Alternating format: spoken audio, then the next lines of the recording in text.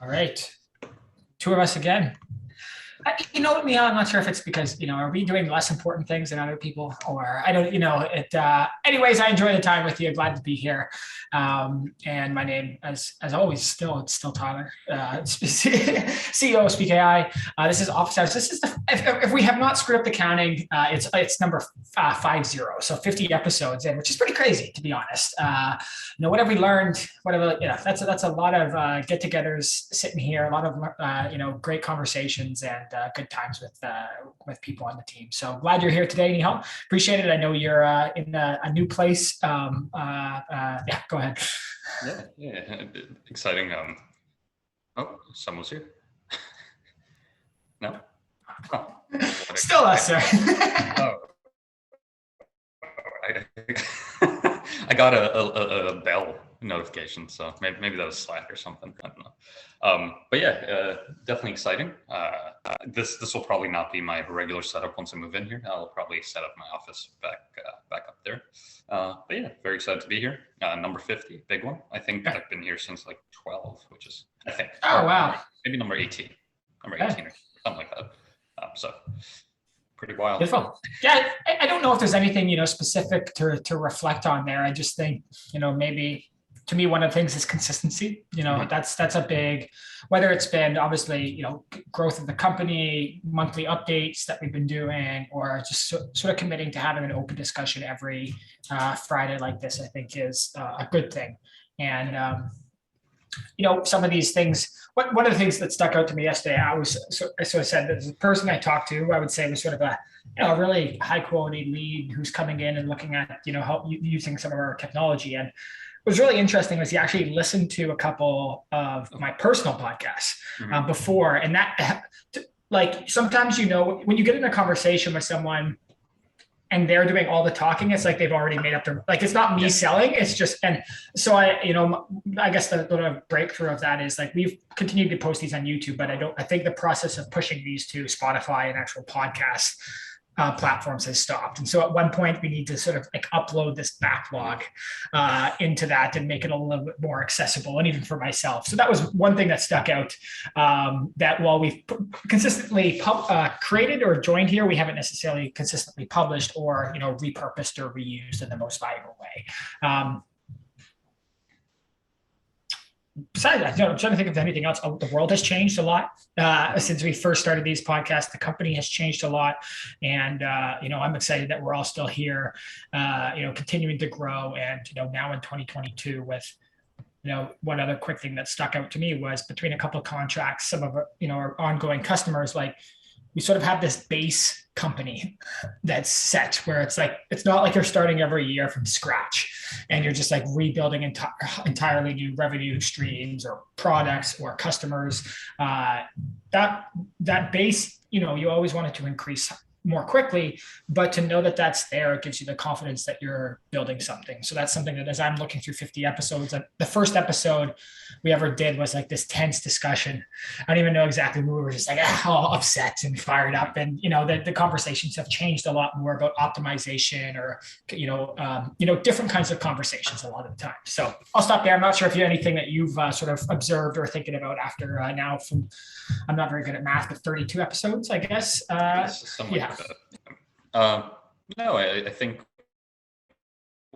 one thing that's been is just seeing the maybe progress we've made in terms of how we articulate the different things on our mind. I think we maybe come into these slightly more prepared. Like I think halfway, once we started doing these structured agendas, that kind of changed how we approach these conversations as well. And I just feel like as a company too, like we have matured quite a bit, even in like 9 months, 10 months that I've been here, which I think is pretty neat as well. So your beard has matured. It's like I know. I was gonna say, you got a Rick Ross right now. It's like my mom keeps my mom passive. Like I walked into my bathroom today and there was a brand new set of razors just sitting on my counter, and I'm like, I wonder what she's trying to tell me. Just with your name, like a sticker with your name on it. but it's fine. We'll see. Like I'll probably shave it once once like, birds or something start trying to build it. This is like the playoff beer for you as you're preparing to move into the house. It's exactly. Like, yeah, there you go. Beautiful. All right. I guess, do you have a topic? We've got a little list there. Anything that's sort of catching your eye that you want to go at first? I guess we could start just with a small celebration. Closing in on this 3,000 user milestone, which is pretty sweet. And I guess I'm just interested to hear from your perspective, because I like a lot of this growth has come, I'd say, in this past year, this past 9 months to a year. And I guess, how has that changed your perception of, the work you're doing, this company you're building, or this company we're building, and how does that maybe change your conviction to this cause? I would say, 3,000 is, not a small number. I grew up first of all, in a farm, and then a village that I think the population was 1,900 people at the time. That was like a lot of people. And sometimes I think, obviously in this digital world that we live in, that's an actual living, breathing person sometimes gets abstracted. But that is like, I forget the term. I don't know if it's Sonder or what it is, but it's like realization that every person has this complex life that they're living. They have needs, they have wants, they have desires. And in some, insane way, they at least came across, they had something that aligned with what we were doing at 𝗕𝗏𝗏, and they came and they took a chance to sign up and test out the platform. Now, out of those 3,000 people, not everyone found value in the product or uses it all the time. I would say partially is because there's this idea of like, don't wait until something's perfect to put it out there. And our platform is still that today, but especially the first year, I wouldn't say the word is horrible, but it was not great. And you learn. For myself, it's like, it's validation that there is a need, there's a market, people care about dealing with, obviously, audio and video. I think more generally that there's value in language that people are trying to uncover. And a lot of people want to have the ability to do it, don't necessarily have the technical acumen to do it. And I think that's a part, as I've had some discussions, I wouldn't say with maybe competitors or like adjacent people in the space, as they're really trying to enable the development community to do it and give them the tools, which is a valuable, thing to do. But I really like this idea of that we're giving these tools or the platform to people who don't have the development talent, or they don't have the budget to hire the developers. Now, does that create problems? Of course, you need to, have the right kind of customers who can grow and sustain the business and that.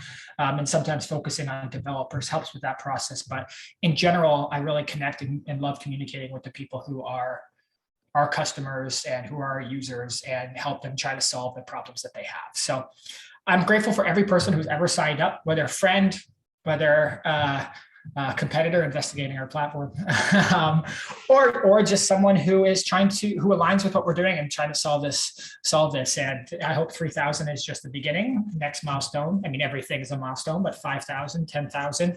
I hope one day we get an email that says 100,000 people have signed up and used the platform. So I'm not sure if anything to you add. I'm trying to think. I guess when you would have, I don't know what our user count was when you started. I don't know if you have that number. I probably have it somewhere, but I'll get it. One second. Continue. We have a sheet. Yeah. So yeah, no, that's good. Definitely exciting, and I think that, like, to your point, 3,000 users isn't, in this world of like VC money and just like mass outreach and kind of freemium products, like 3,000 doesn't seem too high. But I think, considering that we've just been on this upward trend, almost seeing this kind of hockey stick like growth with respect to our user growth, even to a degree with our revenue growth as well. So I think that we're definitely headed on the right track, and as we our people more. That'll only continue to get bigger and stronger. I should know the exact month you joined. What was the official month you started? April. April. So we were at 573 in March. So that's a pretty big jump in a short period of time.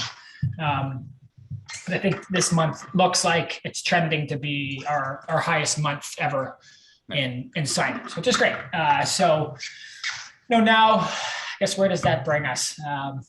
I guess one of the other topics that was in this sort of chat, which is great, you get 3,000 people signed up, but how do you create more value for those 3,000 people? And for us, one of the best metrics to understand that is free trial to conversion rate, like to actually paying for the platform. And we've taken some efforts this month, I would say, sort of starting to really prioritize that at the end of 2021.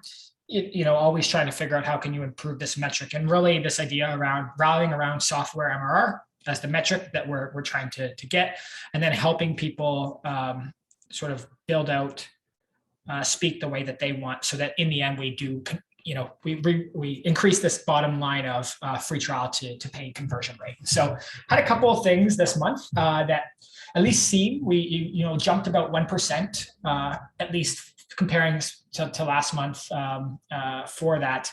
And maybe Nihal and I just because what I also think of is like, we're doing this and it's nice to explore this for ourselves, but I also think of if there's ever someone who is trying to they're the person who I was, a few months ago. It's like how to increase free trial to pay conversion rate. What lessons can we learn from ourselves? So I'm not sure if you have any thoughts of, just insights to share as we've gone through this process, and then maybe also what we look at moving forward. Yeah, I'd say the kind of first piece of that puzzle is obviously improving your free trial acquisition to start with, which we've done quite successfully. I mean, based on your number, 5x since, or 6x almost since last March, which is great. But then I guess the next step in that puzzle is also, so now you've 6x your user acquisition. Now, how do you, it is tough to obviously convert at the same rate, but even, converting at double or converting at triple. And I think there's obviously work that has been done and can be done on the marketing side that I think, especially at the start of this year, we've tried some new things. We've kind of thrown certain playbooks out the window, and we're trying to really make it as easy as possible for our users that sign up to actually invest in the platform and not only help themselves in the work they do, but the kind of trust and investment they put in us also enables us to continue to build the platform, improve it, and make it more useful for them. So some strategies that we've tried to date, I'd say one of them is obviously early last year, we tried this whole, our onboarding, user onboarding, that definitely improved our mindset around how we introduce people to the platform, which I think contributed to growth in user understanding, as well as just conversion. But then at a certain point, once we were actually getting the volume of users coming in, the kind of friction that maybe the onboarding experience we had initially introduced into that mix was amplified, right? So obviously when there's a small group, it was like, okay, 20% of people are making it through, and we're like, oh, that's great. So then as we it's more than 20%, but then as we increased the number of people coming through the system, we'd see the rate of failure and the rate of attrition and how many people were actually churning before they even got into the platform. So from that, I'd say one thing to think about there is anytime you do introduce a new user experience, anytime you do introduce a new kind of process for your end user to go through, really considering the implications as to what your kind of primary goal is. So in that case, we were trying to introduce them to the like front load the value that they're going to get from the platform. But what we found now that's actually contributed better is actually letting them enter the platform and then slowly introduce them to the parts as they use them, right? So instead of basically giving them, here's 10 things we can do for you, it's, hey, welcome in, and then show them each of the rooms that they can visit as they actually kind of walk through the platform. So I think that was one big one that has definitely helped us up this conversion rate. The second that I guess we don't have finalized data on this, but the attempt at asking people what they're willing to pay for your platform, even if it doesn't necessarily line up with what we can offer, it gives us a good sense of, are we either undervaluing or overvaluing our platform and what people are able to pay, which I think pricing is a huge factor too, in terms of, your conversion rate, where it's going to be way easier to get a, 20-30% conversion rate when you're selling your product for $5 versus, trying to sell a more premium product, whatever that, even I don't know the stats exactly, but I would think going from, let's say, freemium to even like $5 a month is a huge attrition in terms of conversion. And then $5 to $10 is probably, even more attrition. And then once you start going to the $20, $30, $40 range, and then obviously you have your enterprise solutions, like your conversion rate is going to be quite low compared to like just a freemium rate where your conversion isn't based on someone paying to access your platform. So I think pricing strategies and figuring out the best way to approach that with customers, while still obviously trying to make a profit, has been another thing that we've tried. And I'm not sure if, I think this month at least, like, you've definitely been quite close to that. And do you have any thoughts to that specific tactic we tried, and your thoughts on how we can maybe keep it going, but maybe improving how we deliver that message or how we build that ethos into our pricing strategy and just product strategy overall? Yeah, that was good. That was a nice little description of everything.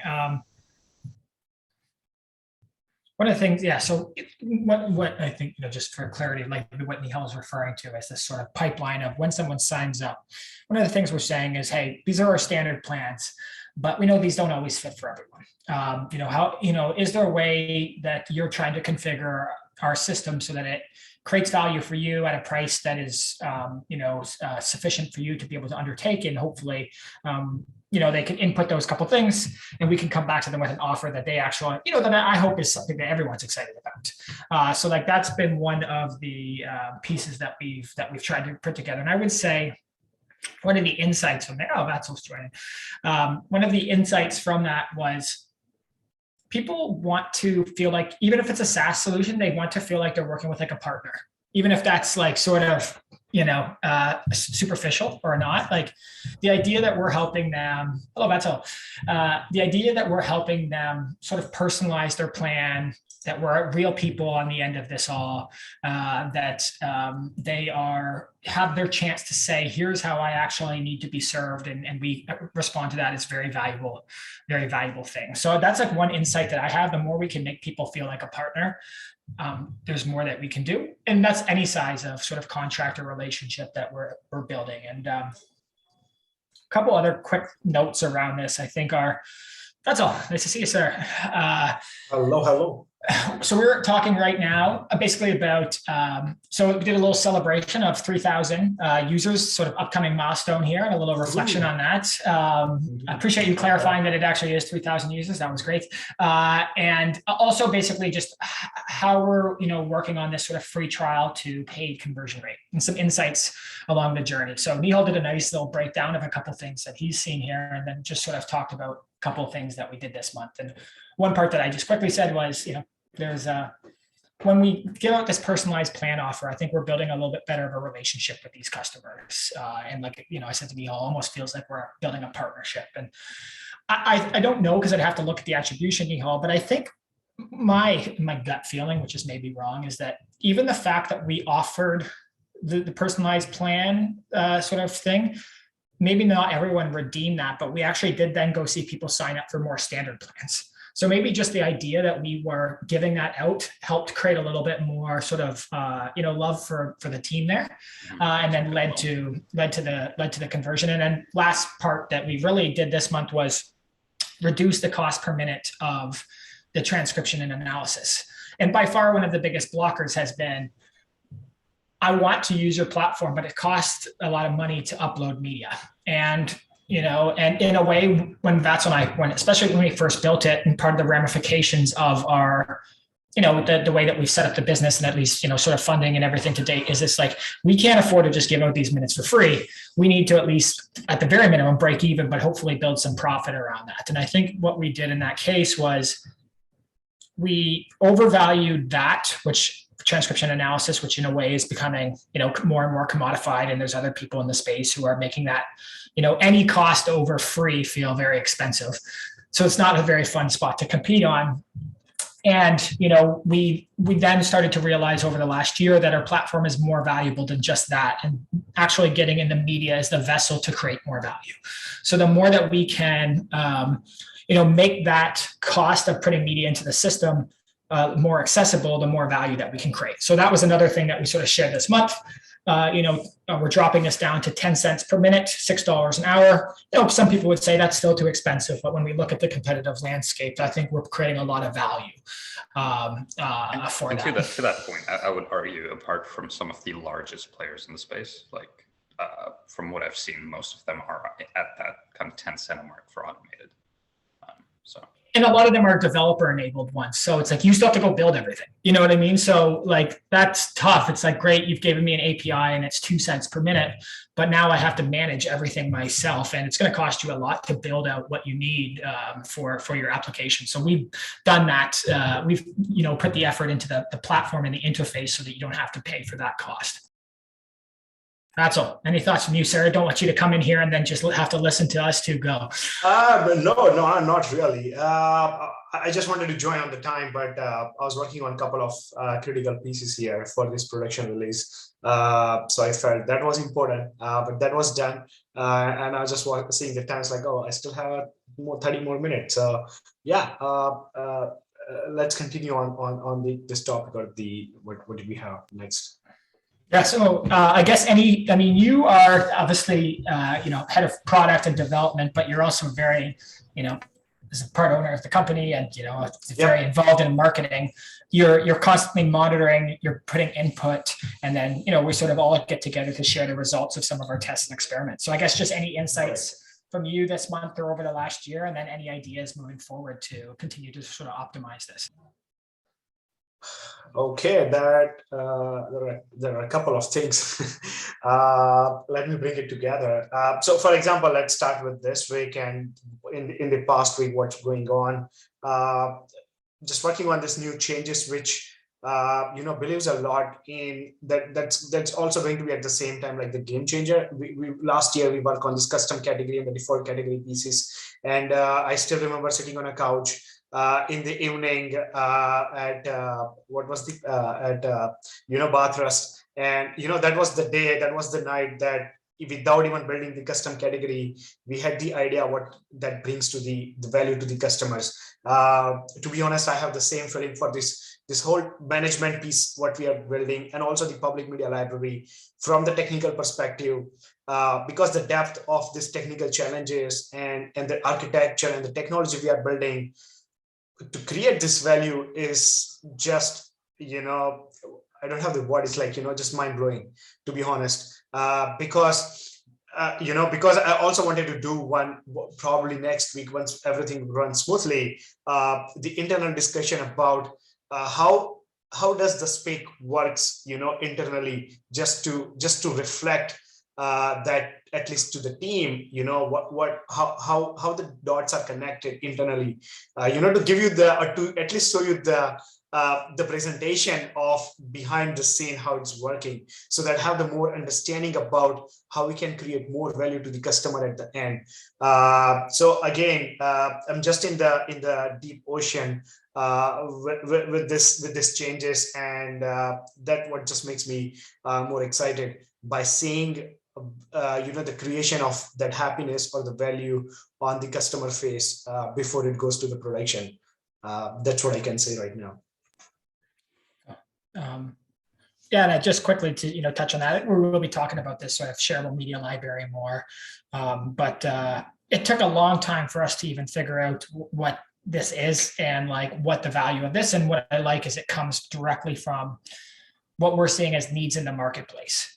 And the other piece that sort of sticks out to me that it's just this idea of like what makes Speak. I've been asking myself this like 10 times better when we look at positioning ourselves in the marketplace and sort of other competitors and other things like that. What's our differentiator, and where is there inefficient solutions that we're literally just making so much better that it's almost like it's undeniable that you at least need to have the experience and test it out. And so I think this is part of that. And so, you walking us through, I think the complexity on the back end will help us also understand why this is valuable. Because even for say, again, like a bunch of talented developers, developers are expensive. It's going to be time consuming. There's a lot of architecture involved. It's not just, this is not just easily replicable thing that you're going to build, in a couple days or a couple weeks, so that's very exciting. Yeah, exactly. And for example, let's say if you, 𝗕𝗏, or like, anyone from the team, even having a chat with the customer, or like 𝗕𝗏 is preparing for this, the content on the website or anything, you guys doing, always have that reflection of the understanding of, why this is unique or why is this important, and also might add some points in your context while talking to the customer or anything, it's like why Speak, or why this product, or why the public library, because, you're going to have also more, fundamentally understanding of how the whole thing has been built. Because what happened, when you visit, let's say, any places, it does look beautiful from a front, but when you have understanding of how long does it take, or what where the challenges came while building, that architecture of, could be the physical architecture, let's say.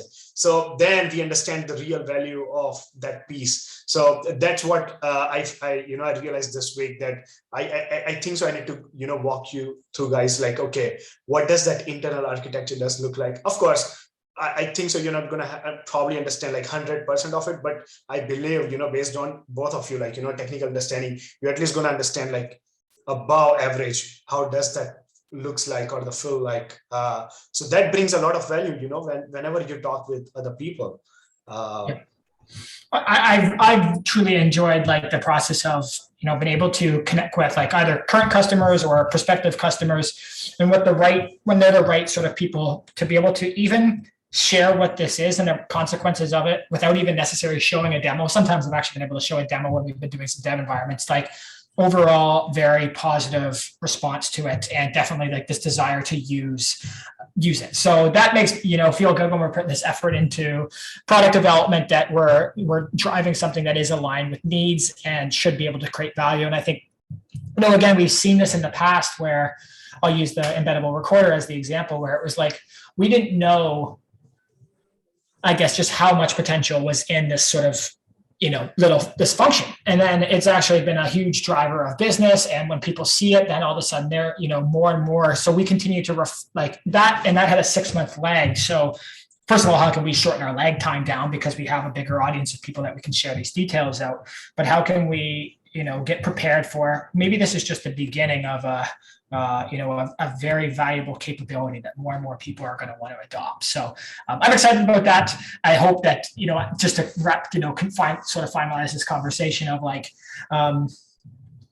I hope this contributes to this sort of free trial to conversion rate. I hope this has an impact on our bottom line of sort of software growth and MRR.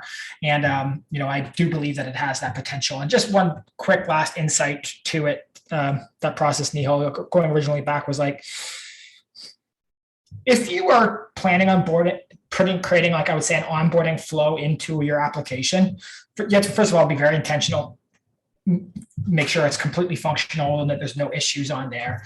And like that, again, like that setup is leading to a goal both for your end user. Probably that's more important than the end goal, that what you're trying to accomplish. Like ours was sort of like, force them to take a function in the app that we hoped created value and collect data so that we can help group and organize them and make sure that and in the end, what we've seen more success from again, a sign up rate when we just say, hey, here's the playground, go explore iteratively what you're looking for, and then grow based on that. So just a good lesson that we learned. I think we've talked about that a few times, but excited to have some of these product tours embedded and continue to grow there. So, okay, let's cap that conversation, Nihal, or anything else you're thinking on that part.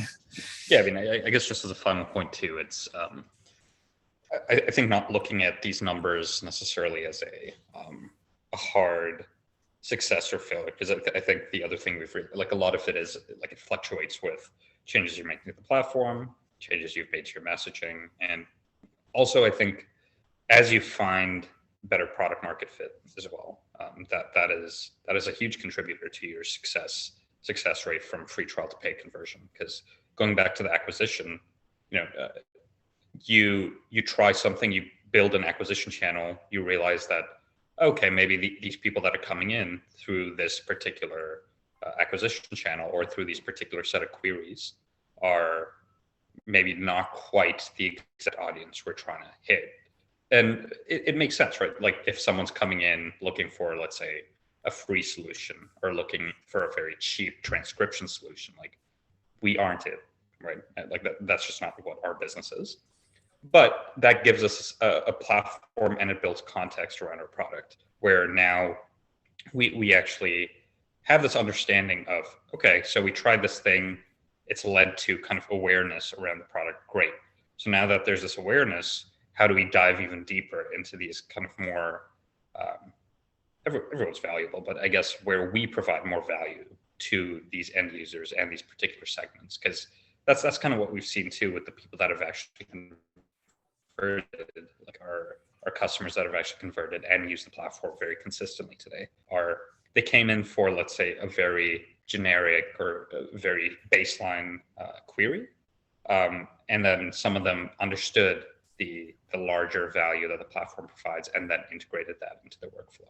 And then the other side of that were the people that came in for very complex or more specific workflows that they were looking for. So I think product market fit and just finding the right audience is a huge contributor to that free trial to paid conversion rate as well. That you don't really think of right off the bat. You're just like, oh, everyone that comes to our site's going to sign up for a plan, and then you realize that, oh no, only very specific, particular sets of clientele will actually convert at the end of the day. So it's interesting. You don't know if you don't necessarily want to dissuade signups, because it's like, someone types in, I want to convert audio to text. Like that's still a valuable query that our system completes the function. Our hope is that we are actually then, and I think this is our challenge too, is, in a very simplistic way, saying that converting it to text is just the beginning.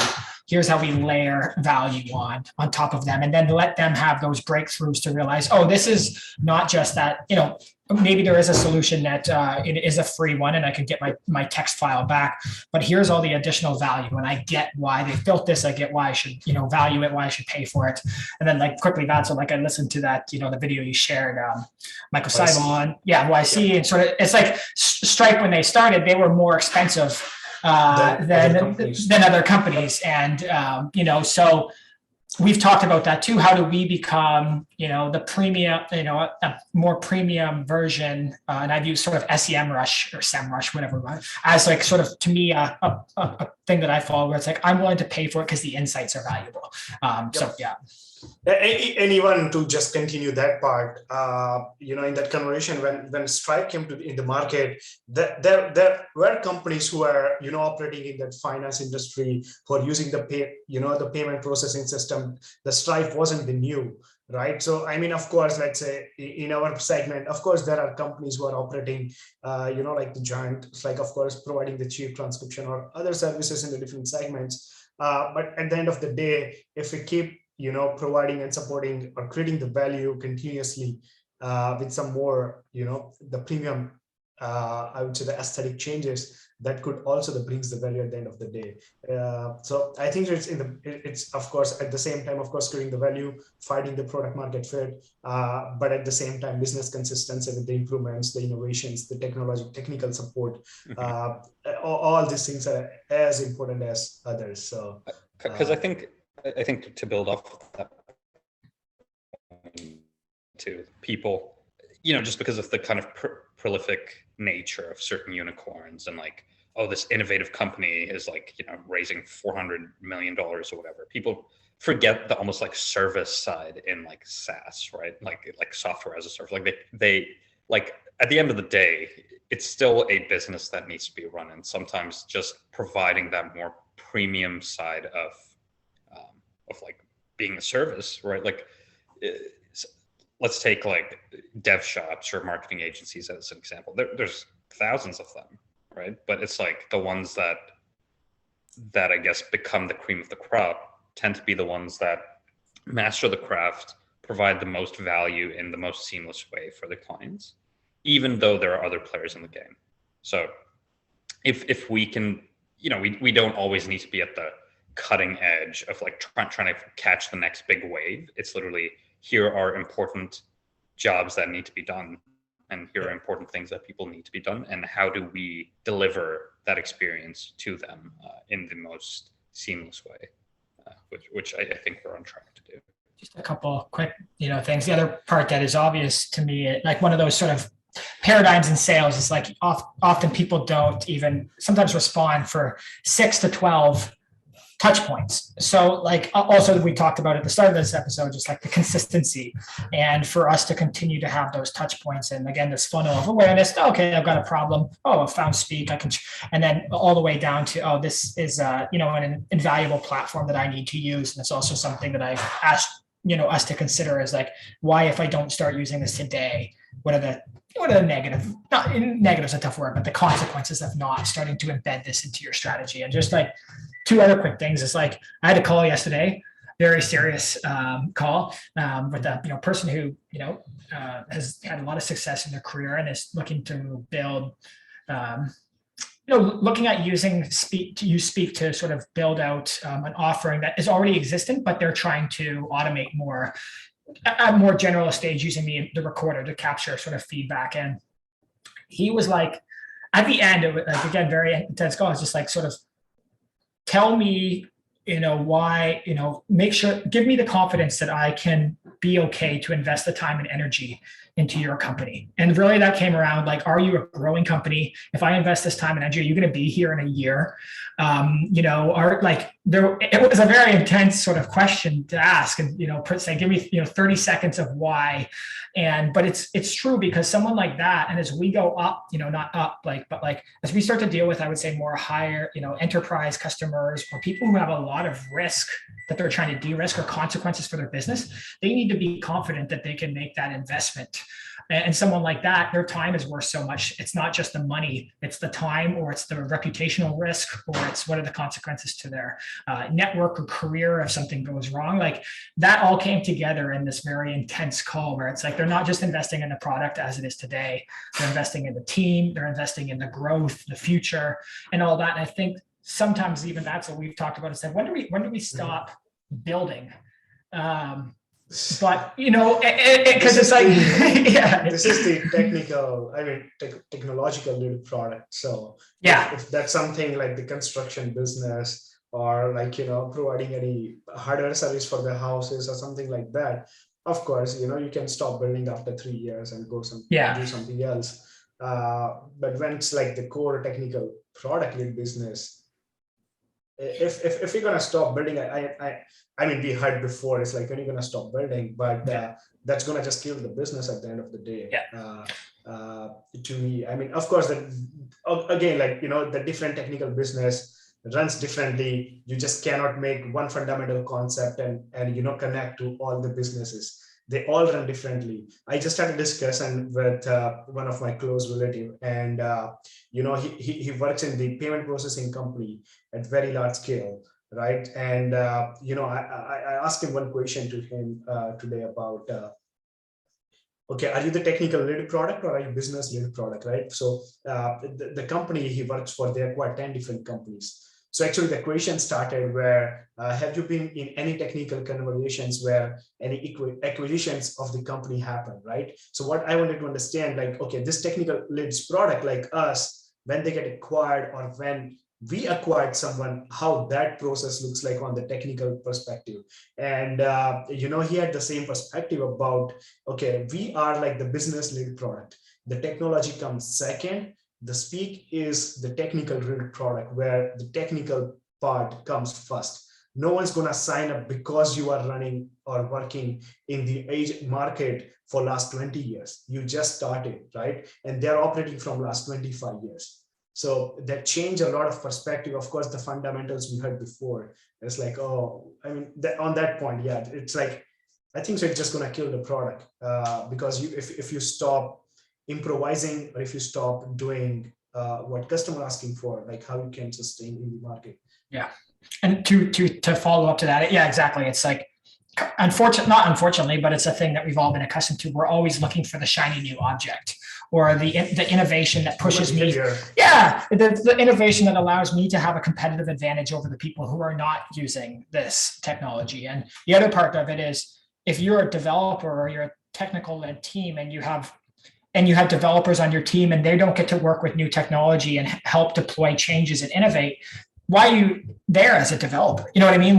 That's not the part of why you get into build and create. You learn all these skills is to not continue to push the envelope there. So from a recruiting perspective, I've been just reading about that a lot, of just like this idea of like, if you don't allow people to come to your team and make a contribution to the product and innovate, they're just going to go somewhere else where they can do that. And that's very obvious. One part that I wanted to, quickly touch on here too, which is, in a way, like Nihal, we talked about sort of like 3,000 users. And sometimes, that might seem like a small number compared to, say, of course we see VC-backed companies who go from 0 to 1 billion users in 6 months and et cetera, et cetera. But as we've sort of seen this market correction that's taken place, what now, all the money, a bunch of money has been taken out of risk stocks where people have these like completely overvalued sort of PE, or like they're not PE ratio where it's like they're only making this much revenue, but they're 100 times that. And it's like, now when you get into a situation like this, you start to look more at the fundamentals of the business, or will people actually pay for the product? And although we've, it'd be nice if we had, 250,000 people on the application. If those 250,000 people on the application, no one's willing to pay for it or anything, then we end up in a tight spot. So I like, from an early stage, that we built in pricing, we've built in payments. People have validated that they're willing to pay for the platform. And so if we say we get access to more capital, if we continue to scale up, we're not then trying to start from scratch on how to get people to pay or generate revenue. We've already proven that that's a pattern that people are willing to value the platform. So just, as we continue to be, happy and excited about that we've proven worth through actually people taking their hard-earned money and giving it to us because of a software platform that's been built. Yeah, I think it's interesting too, because, you speak of venture funding, and there's so many companies that are funded even like pre-revenue, like they're literally funded on the basis of an idea, which is fine. I mean, you take risks when you're a VC sometimes to kind of shoot for that moonshot. But I think one thing that's interesting for us now is, especially since we have a revenue stream and we've seen success where clients are willing to pay, I think one point that's very easy for us to speak to when talking to VC funds or just anyone that wants to invest in general is, if they ask, who do you plan to sell to, or like where do you plan to grow your revenue? Like our positioning isn't, we'll use your funding to find those markets. Like the message is more about, we know who we want to go after. We just need the capital to invest in systems that let us do that. Right. So it's like, right now we're operating at, let's say, 10% capacity for outreach, like operations, but, we get X amount from you and we can multiply that by 10X. So, we're instead of reaching out to 100 people a week. Now we can reach out to 1,000, right? And that's where we're going to kind of multiply our success rate, multiply how we actually, like, you see where we find success and not, and kind of grow from there. So I think that's a really important part about where we are and how we maybe differ from some other seed or pre-seed companies as well, where we actually we're making money while a lot of other companies are still, you know, it's not that they don't have a good product, but a lot of them are probably still in that we need this money to keep us afloat, right? Versus we are at the stage where it's like, we need this money to grow versus just sustain what we currently have. So I think that's, to me, that should sound like an exciting proposition for anyone looking to invest, and hopefully we can, you know, make that positioning a lot more clear as well. Yep, actually, at the same time, it also comes with a lot of scrutiny on you and on your product, because let's say if you have, you know, the paying customer, that does come with a lot of other questions. At least 10, I would say. You know, what's your churn rate? What's your ARR? It's like, you know, where you are trending in like next 5 years. What are the product pipeline looks like? And so yeah, it just goes on and on. So I mean, along those lines, would you say that it's almost easier to be pre-revenue, like if the idea clicks? There's a, you're here now, you just cut up for a second, we heard everything now, but like there's a meme I think I shared it probably in fundraising a while ago, 𝗬𝗲𝗙 it was like how to get a $1 billion valuation on a company, and it was like no revenue, no product, you know, exactly. Yeah, you know, customers, right? Because imagination of what's possible is actually easier sometimes once you start to get some signals from number to then make it add up in your head, right? And you know, it's interesting because I obviously talk to investors, you know, quite a bit, and some are just poking around and interested. And you know, one of the things that we often see is that like there's companies that like there are firms that are pre-seed, seed, and it's like the idea is that you need to have some validation. And sometimes people would rather see, I would say, 10 customers in beta testing, not even necessarily paying, than, you know, I would say the stage that we're at. The stage that I see we are at, people generally want to see us hit 1 million, that 1 million ARR mark. And I find like whether that's a mental, you know, thing that's just a best practice across the space, because then once you hit that, you know, that's a signal that you can take it from 1 million to 10 million. Like it's been very interesting to go through that process. And there's been companies that are like have had success and they've actually like split off another incorporation with no revenue and no product to then go and raise funds because they've using that to their advantage. So it's like, it's again, a very interesting space.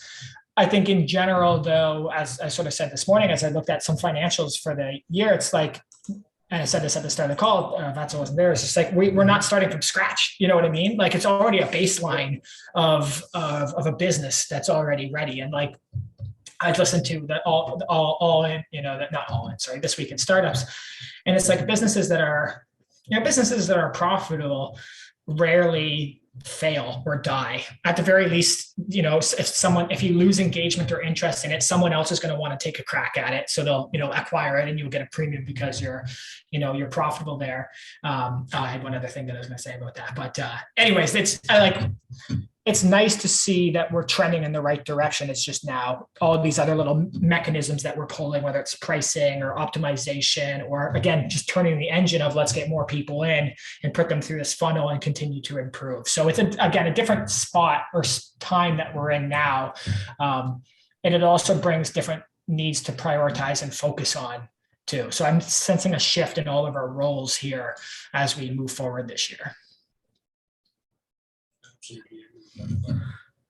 Whew. Anything else? I guess that's all. We had a couple topics. We didn't touch on everything, but we had a really good discussion here. Anything that you want? We got a couple minutes left that we want to talk about while we're all here. I didn't come with any specific agent. I think the upcoming changes could be exciting. If you want to talk a bit about that. So the only thing is like, I'm not sure how much you have already, you know, covered or you have already talked about. So let me know, or let, you know. No, we haven't talked about any of it. We haven't talked. Yeah. Okay. I mean, the upcoming changes probably we are releasing tomorrow. That's the goal, to release before 31st. And have that marketing and email campaigns going starting next month. I mean, starting next week. The one change we are making, you might have heard a couple of times about this folder management and why that is important to the customer. And also, it is not about the folder. It's not about the functionality at the end. It is more about the ease of the use, or as a user, they have 15,000 media sitting in their account. And if they want to filter out by the tag, of course, they need to look at, search for, and it does took a lot of time for them to use the platform, which says at some point on the website called the media management platform, right? So to justify that, to honor that, to give that access to the customer, that's why this change is important. It's not the functionality what's going live. So that's the main piece. Another piece which sounds very minor, but we had a lot of mental challenges with that, was the dashboard design, or when a first-time user comes, what does that look like? We had this the blank cards when you come on the platform, says nothing found, but what does that mean to them? Makes sense. So just removing that piece from the UI and giving an ability to just normal information as a normal user you signed up. That's also, in my view, that gives the confidence and brings the value to at the end of the day, because you're not just looking at the white paper, you're looking at what means to you when you come on the platform. That, oh, thank you, I have 60 minutes free, I'll make sure I utilize that, or something like in that perspective. The third point I would say is this, we call it the Explore Insight page, where you have this amazing analytics. If you want to share a screen, it's up to you, Tara. But we are changing the word cloud. We changed the different graph with the new library. And again, it is not about changing the library, adding the more cards. It's more about what brings when you go to the Explore Insight page. So that's very exciting. And just quickly, the Cerebral Media Library, we talk quite a bit, in that direction. But we can have a special discussion because that it has its own value in that. If you guys want to add anything. Yeah, no, I think we'll push this to production, and then we'll, because I also don't want to share our dev environment, but we'll walk through this, and not just obviously from a technical sort of demo, but why this is valuable and why this is important, why this isn't just a change. So I'm really excited. I think this puts us on another sort of trajectory this year and allows us to have a whole set of new conversations and sort of value propositions for the people who are both using our system today, but also why someone would want to adopt a system. There was one other quick thing I wanted to just touch on that I thought was hilarious, and it was like what am I trying to do? So I shared that post yesterday about sort of like a tip when trying to extract value from language data, and I said go beyond keywords. So it's like you go 3 or more keywords strung in a row, then all of a sudden it's there's likely more meaning from it. And so I share that credit, but then it could become credit card, could become credit card charge, and then if you go forwards, it's fraudulent credit card charges. And then a developer who followed me on LinkedIn said, "Oh, I love n-grams." Which is like the technical what this is technically. And as soon as he said it, I'm like, oh, of course, but I hadn't even, thought of it at that level. And it was also like the same technical process explained, to me. I was just trying to, share that out with anyone who's approaching this from like a non-technical perspective.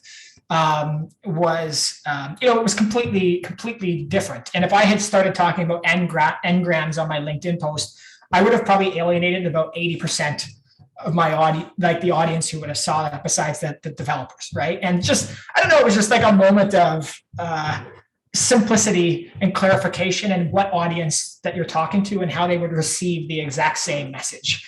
Like, non-developer was like, oh, that's cool. Developer, oh, n-grams. You know what I mean? Like I just had a really hilarious sort of moment with that yesterday. And, I think we're continuing, talked about it at the start. continuing to try to help people who are not necessarily technical or developers understand how to do this and give them an interface to do it. And that to me is a very beautiful mission and one that I'm excited that we're on. So appreciate you, helping this and for us to continue. It has 3 categories with the n-gram. It usually go with the unigram. So you start with the one word and dividing the sentence. The second is like, the by, and the third is the try. So it's like you can go up to 3 words. So you put the example with that specific categories. So that's how it belongs to. Yeah. So I guess, okay, so we're at the end of time. I think that's good. That was a good fun discussion. Appreciate you joining that. So it's our 50th episode. So we did a little reflection at the start of that about what this means to, 50 episodes of this. And, how do we make it better? How do we continue? How do we distribute this information in a more meaningful way? All those things that come along with, wow, we spent a lot of time here talking and sharing and learning together.